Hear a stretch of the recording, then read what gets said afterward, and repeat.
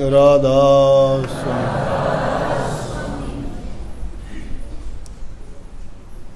वैसे तो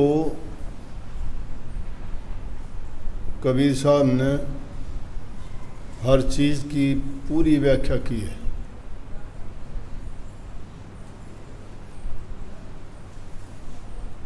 जितने भी संसार की चीज़ें, चाहे वो जीवन सुधार की हैं, चाहे चरित्र निर्माण की हैं, चाहे भक्ति में सफलता के लिए, जो जो चीज़ रुकावट पैदा करती थी, हर चीज़ के बारे में खोल के बताया कि इंसान के जीवन में ये चीज़ें बाधा डालती हैं। मैंने एक नहीं कहा न, व्यक्तिगत जीवन की भी कही, पारिवारिक जीवन से संबंधित भी हैं, सामाजिक समाज में रहते हुए दायित्वों के बारे में भी है, और फिर सबसे उत्तम बात जो काम है उस पर बात कही कि नर चेत गुमानी। एक ही लाइन की व्याख्या करें तो भी बहुत है। कबीर साहब विद्वानों के विद्वान थे, दार्शनिकों के दार्शनिक थे, संतों में परम संत थे, इसीलिए उनको कुल मालिक का अवतार कहा जाता है। वाणी की उनकी व्याख्या करना कोई बच्चों का खेल नहीं, लेकिन जो भी उनने बात कही इतनी मार्मिक और इतनी गहरी बात है कि उसके अर्थ भी समझ लिए जाएं तो भी हमारा जीवन बन सकता है। उसने कहा कि नरचेत गुमानी माया ना संग चले। इंसान को तो गुमानी बता दिया। इंसान अगर सही रास्ते से भटकता है तो क्यों भटकता है, उसका मुख्य रोग बता दिया, अभिमान, गरूर, अहंकार, गुमान। ये पर्यायवाची हैं, एक ही चीज़ के नाम हैं। वो गुमान, अभिमान या जो उसको अहंकार, ये सब चीज़ें हैं क्या, एक चीज़ से संबंधित नहीं है। किसी को ऊंचे कुल का अहंकार है, किसी को धन का अहंकार है, किसी को बल का अहंकार है, किसी को जाति का अहंकार है, किसी को अपने पद प्रतिष्ठा का अभिमान है। तो ये तो उन सब के लिए कॉमन बात कह दी कि तुम अभिमानी हो। उसमें ज़रूरी नहीं कि धनवान ही हो, गरीब से गरीब आदमी भी अभिमानी है। क्यों मैं किसी की बात सुनूं, बुद्धि का अभिमान है, मेरे से ज़्यादा कौन जानता है, अभिमान है, गुमानी है वो भी, ये ना सोचना। लेकिन सबसे बड़े मूर्ख उनको मान लिया कि अभिमान में पड़ के तुम जिस चीज़ को बड़ा मानते हो, दुनिया में निश्चित रूप से क्या चीज़ बड़ी है, माया। और माया की परिभाषा ये परिभाषा नहीं है जो हम मानते हैं, लेकिन यहाँ कबीर साहब ने उसी माया की तरफ इशारा किया है। ये माया क्या है? माया का अगर सही मायने में अर्थ लेते हो तो किसी चीज़ में किसी चीज़ का होना ही माया है। इंसान में इंसानियत, उसका बल, पौरुष, बुद्धि, ज्ञान, सब चीज़ का होना माया है। चार पैसे धोर पास होना भी माया है, बल ताकत होना वो भी माया है, जो काम अपने आप में जो काम करते हो होते हैं वो भी माया है, जो रचना का खेल है ये भी सब माया है। और ऊंची माया जो दुनियादारों ने कहा, उन पैसों को माया कहते हैं। माया ये बात नहीं है कि माया कुछ भी नहीं है, माया के बिना काम नहीं चलता है, लेकिन वो यहीं रहेगी। ये कहिए कि तेरे संग नहीं चलेगी, ये नहीं कहा कि तू माया को छोड़ दे, त्याग दे। और वाणियों में कही होगी कि उनका संग्रह ना कर, लेकिन इस वाणी में ये कहा, अरे नर गुमानी, ये सोच ले ये माया तेरे संग नहीं जाने वाली, क्योंकि इंसान इसी चीज़ के पीछे अंधा होके भागता है। एक बार विष्णु भगवान की लक्ष्मी जी की इस बात पे जिद लगी लक्ष्मी कहने लगे मेरे भगत बड़े हैं। विष्णु भगवान बोले मेरे भगत बड़े हैं, तेरे क्या बड़े हैं? बोला अच्छा आजमा के देख ली। बोला ठीक है। विष्णु भगवान आए, साधु का भेष बनाया, सिद्ध महात्मा, घूमते हुए गांव से निकले। गांव का बड़ा आदमी था, चौधरी आदमी, पैसे वाला, धन दौलत वाला, विचार भी अच्छे, भगवत प्रेमी था, भक्तों में संतों में आस्था थी। देख के महात्मा को चरण लिए, क्योंकि विष्णु भगवान खुद रूप धर के आए थे तो रूप भी बड़ा तेजवान था, देखने में भी बड़े यूं लगते थे, अट्रैक्शन था, खिंचाव था। और कहने लगे जी महात्मा जी कहाँ जा रहे हो? बोले भाई महात्माओं का क्या जाना आना, जहाँ कहीं भी रुक जाएंगे वहीं रुक जाएंगे। बोले आज की रात हमारे यहाँ रुक लो। बोले भाई आज की रात का काम नहीं है, मन तो चौमासा करना है, 4 महीने रुकूंगा जहाँ रुकूंगा। और एक बार जहाँ रुक गया मैं जाऊँगा नहीं, 4 महीने तक अपना भगवान भक्ति करनी, सत्संग करना, विचार गोष्ठी करनी, भक्तों को उपदेश करना, और फालतू समय में अपनी समाधि में रहना, ये तो मंजूर हो तो मैं चलूँ। ओहो हो धन्य हो गए, हमारे घर चलो, बहुत बड़ा मकान है, उसी में रहना, खुला है, किसी का उसमें लेना देना नहीं, सब आपका इंतज़ाम कर देंगे, सारा काम करना, किसी बात की रुकावट नहीं, कुछ भी करना, सत्संग करना, भक्ति करना, एकांतवास करना, प्रवचन करना, उपदेश देना भक्तों को। बोले चलो, चले गए। हो गए कुछ दिन रहते हुए, लक्ष्मी ने देखा कि कहाँ गए। ढूंढते ढूंढते देखा कि फलाना गांव में महात्मा बने बैठे हैं, वो भी अपने, उसने भी महात्मा का रूप बना लिया, भगतनी का रूप बना के जोड़ी ली अपने बगल में और चल दी। घूमती घुमाती उसी गांव में पहुंची, जाके उसी के बारने के आगे बैठ गई, दरवाजे के पास। दरवाजे के पास में बैठी हुई देख के वो आया बाहर। बोला भगतनी यहाँ कैसे? भाई चलते मुसाफिर हैं, रुक गए यहाँ 2 मिनट के लिए, प्यास लगी है, पानी मिलेगा? बोले हाँ लेके आता हूँ पानी, बैठो। वो भी बड़ी रूपवान, एक तो स्त्री जाति, भक्तनी का रूप, दिव्य शक्ति। देख के वो भी हैरान हो गया कि महात्मा तो थे, वो थे, कम ये भी नहीं है। उसको क्या पता विष्णु भगवान की पत्नी है लक्ष्मी। पानी लेके आए, बोला ये लो। बोला रुक रुक, ऐसे नहीं लेती मैं पानी। तो बोला मैं अपने बर्तन में पानी पीती। थैले में जो चांदी का गिलास निकाला, पानी पिया और पानी पी के गिलास छोड़ दिया। देख के वो बोला चांदी का गिलास। अब माया का लोभ ये होगा उसको, तो वैसे नजर जहाँ होगी वहाँ होगी।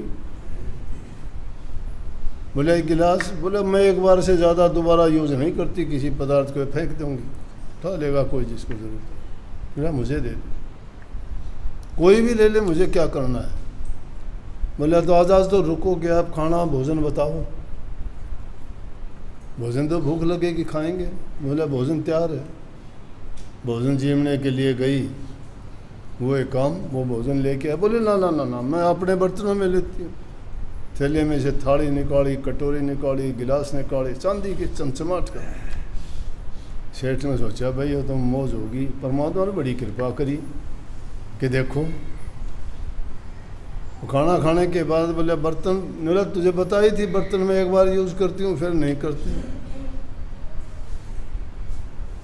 बोला तो आप कहाँ जाओगे? बोले हमारा क्या ठिकाना, कहाँ जाना है, जहाँ मर्जी होगी चले जाएंगे, भगत लोग जहाँ कहेंगे रुक जाएंगे। बोले एक काम नहीं करो। बोले क्या? बोला हमारे यहाँ नहीं रुक जाओगे। बोला भाई रुक तो जाऊँ, फिर मेरी शर्त है कुछ। बोले क्या शर्त है? मेरा मैं जहाँ रुकूँ वहाँ कोई दूसरा आदमी नहीं रुकना चाहिए, उस गांव में कोई महात्मा मुत्मा नहीं आना चाहिए, उसने सोची करना ही बेगन हो रहा है तो। लेकिन उसका क्या करूँ लटका, वो किम देने का लेने का, ये तो चांदी के बर्तन तो देगी। बोला एक है तो, लेकिन बोला मैं नहीं रुकूंगी। बोला उसने मैं निकाल दूंगा, और उससे पहले पक्का वादा किया था, बोला दुनिया की कोई ताकत नहीं बोल भी दे आपको, मेरी जगह मेरा घर मेरा सब कुछ, रहो आराम से। बोला ठीक है। बोला देख मैं पक्की बात करे तो मैं रुकूंगी, नहीं रुकूंगी। बोला पक्की बात होली, वो है महात्मा, उसको कह दूंगा जा भाई और कहीं कर ले तेरा चौमासा। वो घर बैठेगी और घर बैठ के देखने लगी। उसने जाके कहा महात्मा जी, बोले हाँ भाई। बोला जी मेरी पहले वाली बात तो माफ़ कर दियो, आप अब रह नहीं सकते यहाँ। ने बोला क्यों भाई भगत, तुम तो कही थी 4 महीने किसी तरह भी रहने। बोला देखो कुछ भी कहो चाहे मजबूरी है मेरी। उसने सोच लिया आगे भी हैं, घराले तो पहले समझ जाने, वो भी समझ गया विष्णु भगवान के हाल ही भाई, नहीं तो इसी बात थोड़ी थी। बोला भाई भगत के बात, बोला बात के भाई इस तरह एक हमारा आगे भगतनी और आपको तो जाना पड़ेगा। बोला ठीक से भाई, छोड़ के चले गया। बोला ये तो मैंने बेराया था जे दिन। बोला दुनिया में भगत माया के हैं, समझ गए ना, भक्ति किसी को प्यारी नहीं है।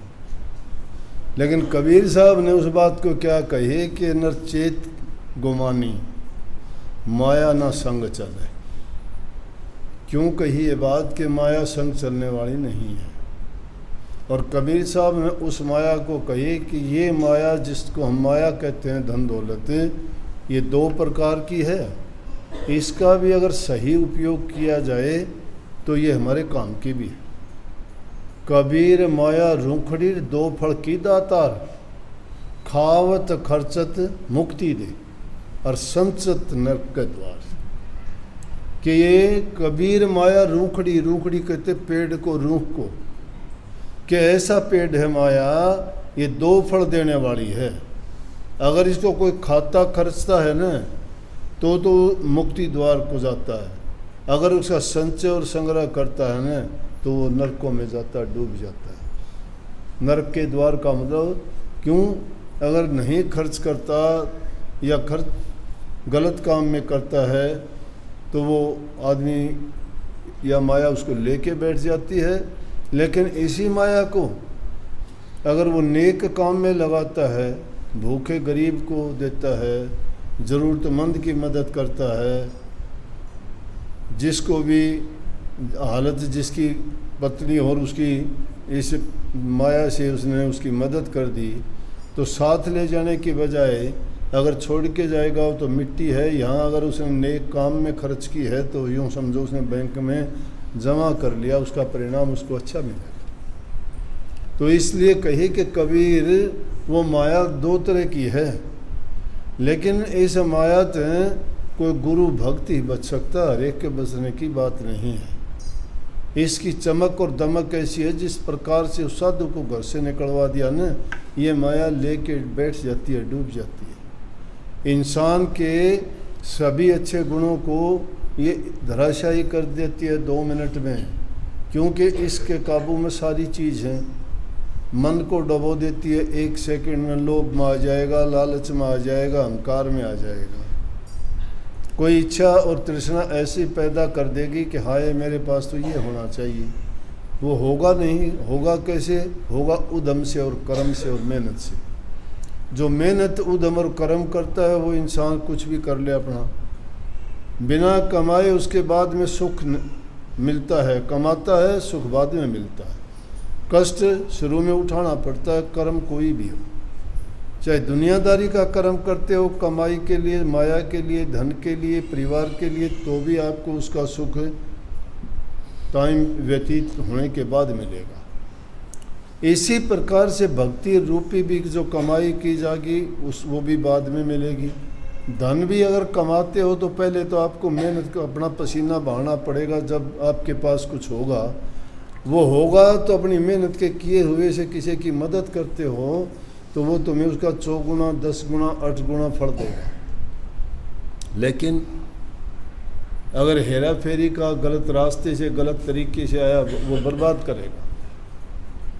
खुश इंसान हो जाता है, थोड़े समय के लिए होता है।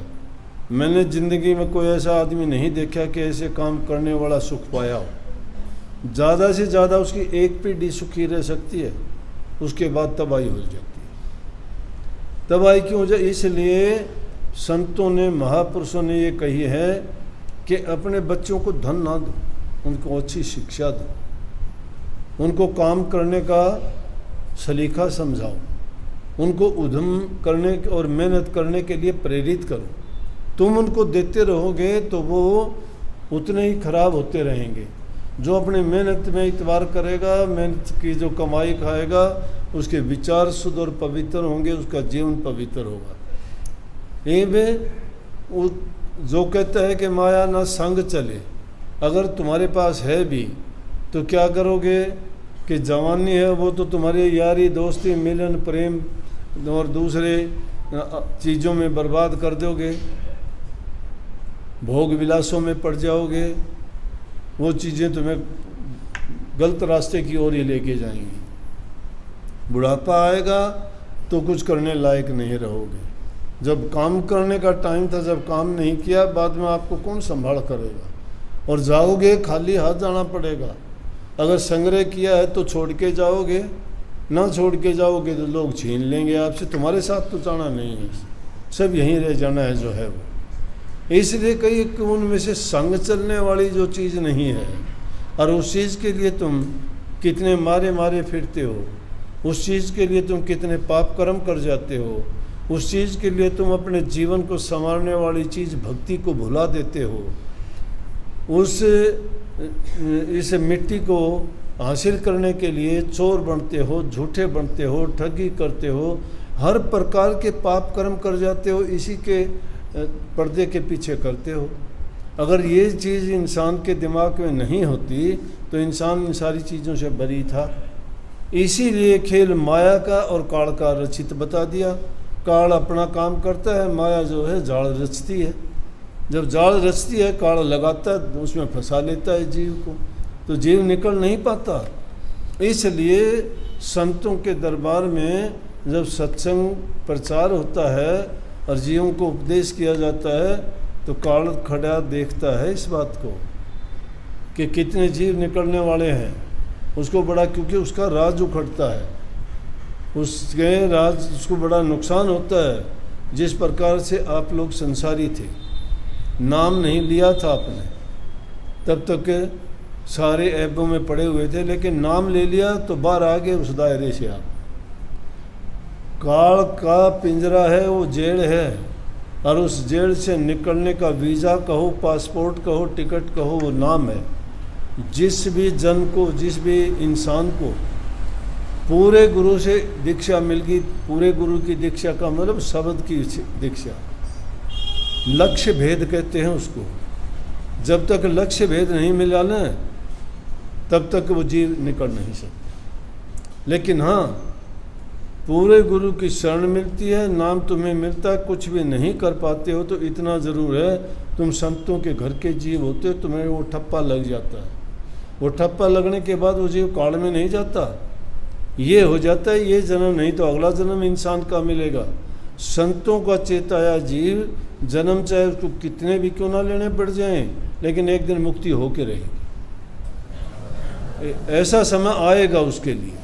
लेकिन बेहतर तो यही होता है कि जब तुम्हारी ये जन्म मरण की बीमारी को कटवाने वाला हाजिर नाजिर होके तुम्हारे अंग संग सामने बैठ के तुम्हें वो सही वास्तविक निज घर का भेद दे के और रोज़ाना चेताने का काम करता है, तो अभी क्यों न चेतो। जो आज नहीं चेतता वो कल के बारे में क्या पता, कल क्या लाएगा, क्या होगा, क्या नहीं होगा। जो अब नहीं चेत पाए तो आगे के लिए कोई गारंटी नहीं है, उस आगे के भविष्य की ना सोचा करो। सोचो तो वर्तमान काल की ये काल है, ये काल काल समय को भी कहते हैं। जो समय के अनुसार कदम नहीं रखता, उसके साथ मिल के नहीं चलता, वो आदमी पिछड़ जाता है, काल आगे निकल जाता है। वो समय, आज की तारीख है 30, ये 30 सितंबर फिर तो आनी नहीं है 2023 की, ये नहीं आएगी कभी भी। दुनिया उथल पुथल हो जाओ, कितने युग बदल जाना, ये नहीं आएगी। वो काल चलता रहेगा। काल किसी का इंतज़ार नहीं करता, इंसान इंतज़ार किया करता है शुभ घड़ी का, शुभ मुहूर्त का, शुभ दिन का। शुभ घड़ी, शुभ दिन, शुभ मुहूर्त वही होता है जिस दिन तुम शुभ काम शुरू कर दो। ये इंतज़ार मत किया करो हर घड़ी शुभ। ये हमारे दिमाग में डाली हुई पुरानी भूल है कि शनिवार को ये नहीं करना, मंगलवार को ये नहीं करना, बुधवार को ये नहीं करना, पूर्णमासी को ये नहीं करना, 11 को ये नहीं करना, ये उस दिन ये नहीं खाना, उस दिन वो नहीं पीना। सारी की सारी चीज़ें अगर सही इस्तेमाल सही समय पे की जाएं, कोई चीज़ दुखदाई नहीं है। अगर ज़रूरत से ज़्यादा कोई भी काम करते हो दुखदाई हो जाएगा। अच्छे से अच्छा कितना भी स्वादिष्ट भोजन हो, ज़्यादा खाओगे दुख पाओगे। कोई अच्छी से अच्छी चीज़ पीने की हुई, ज़्यादा पियोगे ज़्यादा दुख पाओगे। ज़्यादा शराब पीने वाला ज़्यादा शराब पी के मर जाता है। ज़्यादा खाने पीने वाला अपने शरीर में अनाप शनाप चीज़ें डाल के रोग पैदा कर लेता है। ज़्यादा बोलने वाले आदमी को कोई ना कोई ज़बान में गड़बड़ हो जाती है कि नहीं हो जाती। तो हर चीज़ को संभाल के रखो। परमात्मा के द्वारा दिया गया ये इंसान का तोहफा, जो स्वयं समझने वाला और स्वयं के लिए करने वाला और स्वयं ही उसको बिगाड़ने सुधारने वाला है, इससे अच्छा अवसर कोई नहीं हो सकता। तुम्हें ना कोई दूसरा सुधारेगा ना कोई दूसरा बिगाड़ेगा। तुम खुद अपने खुद के मालिक हो। खुद बनोगे वो बन जाओगे, और खुद बिगड़ोगे बिगड़ जाओगे। अब ये किसी पे एहसान नहीं है। कभी यूँ सोचते हो कि हम आए हैं, मैं किसी से बोल लूँ, बात करूँ ना करूँ, कह दो कल को हम तेरे पास नहीं आएंगे, तो सत्संग में मेरे से बात नहीं की, मेरे से वो नहीं किया, मैं नहीं आऊँगा। मेरे लिए तो आता नहीं, कोई आता है अपने लिए आता होगा। जाओगे तुम अपने आप चले जाओगे, मुझे तो साथ लेके नहीं जाओगे। तो अपने सुधार के लिए दूसरे पर एहसान कैसा? और अपने लिए भी तुम अपना एहसान नहीं कर सकते। इसलिए इंसान को कहा नर चेत गुमानी। तू अपना ही हित खुद नहीं कर सकता, दूसरा तेरा कौन हित कर देगा भाई? तो ये ऐसा कबीर साहब का मतलब था इंसान को चेताने के लिए कि इंसान का चोला ऐसा नहीं मिलता। लेकिन वाहियात की बातों में और बेज़रूरत की चीज़ों में पड़ के तूने गुमान कर लिया, उस गुमान के सहारे तू जीवन बिताता है। ये तेरे साथ नहीं जाना कुछ भी, सब यहीं रह जाना है। यहाँ रहते हुए उन चीज़ों का उपयोग सही कर, टाइम पर कर, तो तेरा यहाँ भी सही रहेगा और जाएगा तो भी सुखाला जाएगा। सबको बहुत बहुत आशीर्वाद। राधा